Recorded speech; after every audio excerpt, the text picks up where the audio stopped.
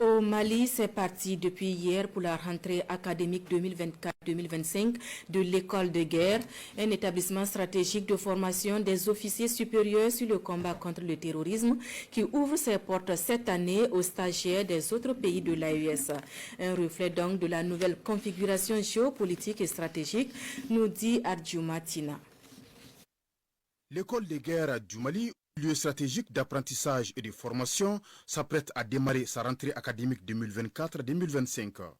La cérémonie marquant la rentrée solennelle de la 4e promotion de l'école a été certes sobre, mais pleine de signification. Créée en 2021 grâce à la volonté des plus hautes autorités du pays, l'école de guerre du Mali poursuit sa marche en avant et prend d'année en année de nouvelles dimensions. Compte tenu des enjeux sécuritaires du moment et surtout avec la création de la Confédération des États du Sahel, l'école de guerre du Mali change ainsi de paradigme pour cette rentrée académique en intégrant les stagiaires des autres pays membres de l'AES.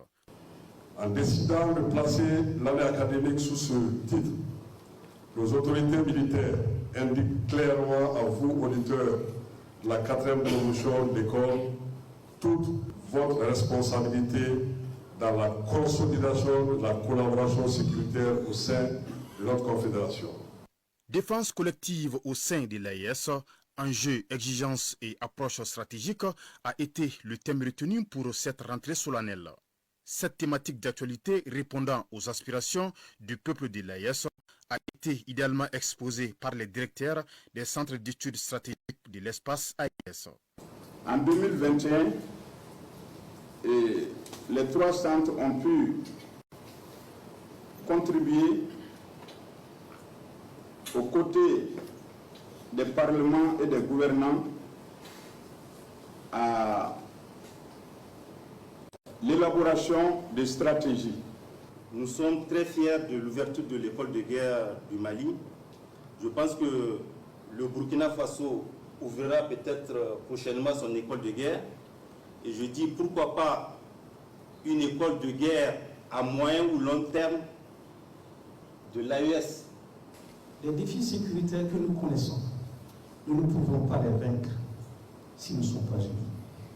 Donc repositionner les forces de défense au cœur de la stabilité de cette région pour permettre d'avoir un espace apaisé, sécurisé pour le développement. Tout comme les précédentes promotions, cette année également, 25 officiers supérieurs composés des Maliens, des Burkinabés et des Nigériens seront formés pour être capables d'exercer les responsabilités de haut niveau avec une vision prospective sur les enjeux sécuritaires.